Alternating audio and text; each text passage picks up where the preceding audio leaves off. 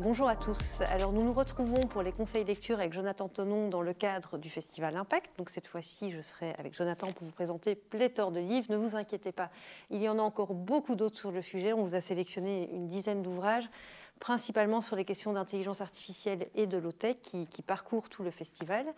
Donc voilà, c'est parti. Nous allons commencer par les questions d'intelligence artificielle avec la nouvelle enquête sur l'intelligence artificielle, qui est un petit ouvrage qui a été coédité par Libération et France Inter. Ils avaient fait tout un moment de réflexion sur l'intelligence artificielle. Et ce qui est intéressant ici, c'est qu'on aborde des questions de santé, de médecine, de technologie. Et donc tout le rapport à l'humain est central, avec beaucoup de réflexions différentes, d'auteurs très très différents à l'intérieur. Donc on est vraiment dans un recueil à la fois de vulgarisation, d'état des lieux et surtout de partage de points de vue. Donc c'est vraiment un bon recueil de curiosité. Donc je vous le conseille évidemment. En plus c'est une petite édition que moi j'aime toujours beaucoup chez Flammarion qui rend les choses plus curieuses.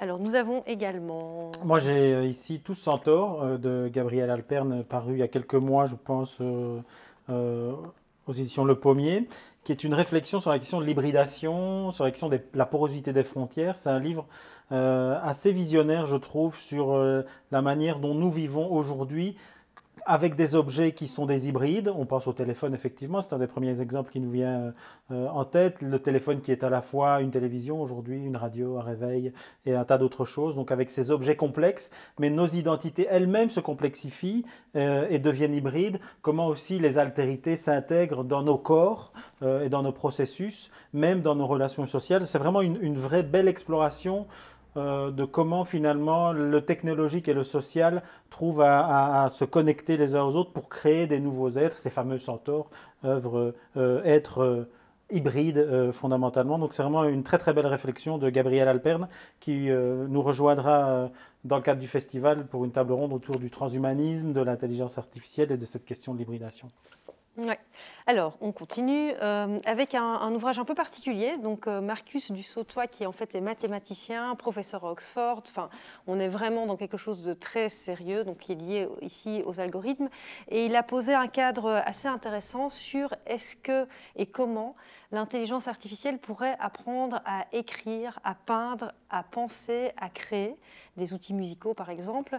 Et le frottement entre un mathématicien qui s'empare de ces questions artistiques et du coup le questionnement de qu'est-ce que c'est qu'une création artistique, est-ce que finalement il n'y a pas des trucs comme toute autre pratique de travail, est vraiment forte, parce que du coup elle questionne aussi la frontière de qu'est-ce que c'est l'intelligence artificielle.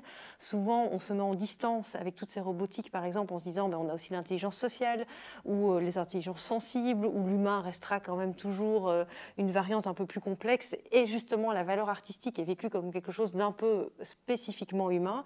Et ici, il nous démontre un peu, avec amusement, qu'on peut voir les choses autrement. Et il analyse des œuvres qui ont déjà existé et il projette évidemment sur un avenir de création artistique avec les algorithmes.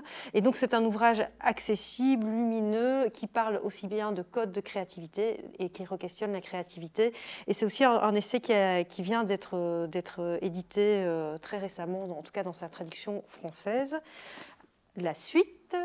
Donc ici, on va migrer un peu vers la fiction avec un recueil de nouvelles qui s'appelle Au bal des actifs, Demain le travail, aux éditions La Volte. Où on peut retrouver Alain Damasio, notamment Catherine Dufour, qui sera également présente dans le festival. C'est une exploration assez intéressante sur le rapport entre travail et technologie, entre comment les algorithmes aussi transforment le travail aujourd'hui, comment les robots, effectivement, peuvent rendre notre rapport au travail très différent. On sait qu'il y a des mouvements qui émergent, on sait aussi qu'il y a des problématiques qui se posent quant au travail. On peut penser aussi au remplacement, par exemple, simplement des caissières par les caisses automatiques. On sait que l'émergence des technologies dans le domaine du travail va créer à la fois des problématiques, mais aussi des opportunités. C'est le moyen de revenir, par exemple, sur des questions essentielles comme celle du revenu universel, puisque si les machines créent la valeur, il faut pouvoir redistribuer cette valeur-là à d'autres personnes, et la question du revenu universel devient alors une question centrale. Et puis d'autres mouvements peut-être sur la cobotisation, là on est plus dans l'utopie-dystopie, sur comment les travailleurs doivent travailler avec les robots, comment on n'est plus dans une posture de d'opposition à ces machines, mais de collaboration aussi entre l'humain et les robots pour continuer à travailler. Donc c'est vraiment un recueil de nouvelles extrêmement stimulant avec des auteurs qui sont absolument fascinants, donc vraiment à lire absolument. Alors maintenant, on va peut-être passer plus sur les ouvrages qui sont liés au low-tech. On a voulu aussi rester encore dans la fiction, parce que c'est important de ne pas être que dans des ouvrages d'essais, de réflexion. Donc là, je vous conseille vivement ce livre d'Antoinette Richter, qui est une auteure suisse. C'est son deuxième roman. Elle est également auteure de théâtre et régisseur de théâtre. Et Après le monde, alors c'est assez fascinant, parce que ce livre est sorti plus ou moins à l'époque du premier confinement, pose un postulat d'une forme d'apocalypse, en tout cas un cyclone qui a ravagé la côte ouest des États-Unis. Donc vraiment toutes les catastrophes qu'on peut imaginer qui sont liées à ça. Ça se passe en 2022. Et qu'est-ce que serait ce monde d'après? Et ce qui est intéressant, c'est qu'on est vraiment dans un roman. Ce sont des femmes qui racontent, il y a des chants, le monde s'est complètement effondré. C'est visionnaire, inspirant, c'est très très beau poétiquement par moments. Il y a vraiment quelque chose d'assez vertigineux.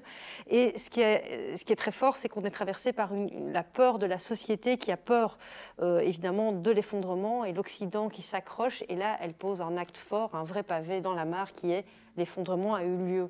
Comment tout ça se passe et comment se réapproprier la connexion au monde, à la Terre, etc. Et donc c'est Après le monde, et c'est frappant d'actualité malgré le fait qu'elle l'avait écrit évidemment avant ce qui nous arrive actuellement. Et donc, dans les questions de low-tech, on a encore évidemment beaucoup d'autres ouvrages, l'incontournable. Effectivement, un bouquin qui résonne un peu avec ce que tu dis ici, finalement, Après le monde, avec un titre qui pourrait presque être l'après d'après le monde ou l'avant d'après le monde, avec Le bonheur était pour demain, d'un auteur, ingénieur qui s'appelle Philippe Biwix, dont on connaît le travail un petit peu, qui avait publié en 2014 un bouquin absolument fantastique qui s'appelait L'âge des low-tech, où il revenait sur la question des low-tech et comment finalement ces low-tech pouvaient être une solution à la transition. Ici, il revient avec Le bonheur était pour demain sur la question de ce qu'il appelle le technosolutionnisme, c'est-à-dire comment certains grands mouvements de pensée nous ont fait croire que les technologies allaient pouvoir être la solution à tout, à la fin du pétrole, à la fin des matériaux, à la transition écologique, et comment finalement on peut contrecarrer ce technosolutionnisme vers une idéologie qui est peut-être plus orientée vers une question de sobriété numérique, mais aussi sobriété dans la vie de tous les jours. Donc c'est vraiment un ouvrage assez stimulant et qui rend finalement le futur sobre, à la fois désirable et durable. Donc c'est très stimulant parce qu'on a vraiment envie de participer à ce mouvement de pensée. Et ce que je trouve formidable avec son écriture aussi, c'est qu'il y a vraiment de l'humour et que du coup, par certains actes et certaines réflexions, malgré l'aspect ultra sérieux, réfléchi de la démarche, et par des petits exemples, il nous reprend vraiment avec son humour particulier d'ingénieur, auteur, pédagogue. C'est par ailleurs quelqu'un de très, très, très agréable à écouter.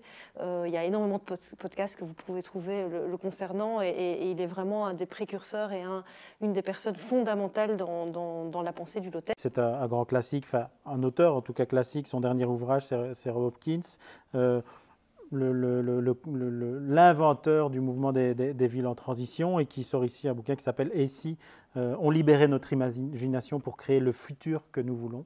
Donc on est encore dans la prospective, et surtout il revient sur l'idée que nous avons en nous les ressources en puissance, donc virtuelle, de pouvoir changer le monde, et qu'il faut les libérer de certains carcans idéologiques, sociétals, pour pouvoir penser le monde autrement et collectivement. C'est surtout l'aspect collectif qui me semble ici absolument fondamental, et c'est effectivement un bouquin qui est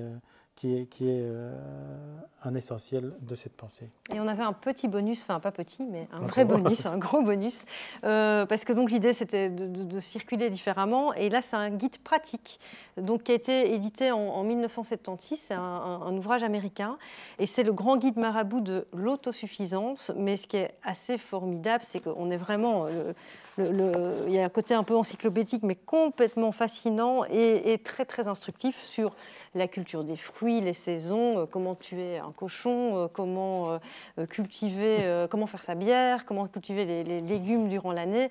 Et il y a un peu, à la fin de l'ouvrage, quelques initiatives low-tech, comment économiser l'énergie. Enfin, on est déjà dans une pensée fin des années 70 tout à fait cohérente avec tout ce qu'on raconte. C'est un vrai petit bijou qui peut vraiment devenir un manuel pratique et aussi c'est un outil très, très curieux sur le retour à la vie simple qui est quand même quelque chose d'important et qui transparaît dans tous ces ouvrages. C'est une réédition et c'est un parfait cadeau. Moi, je trouve que c'est vraiment un outil absolument, une espèce de bible précurseur de la permaculture et de la pensée concrète. Donc voilà. Merci à Jonathan d'avoir partagé avec nous ce moment des livres. Et merci à tous d'avoir écouté et surtout bonne lecture.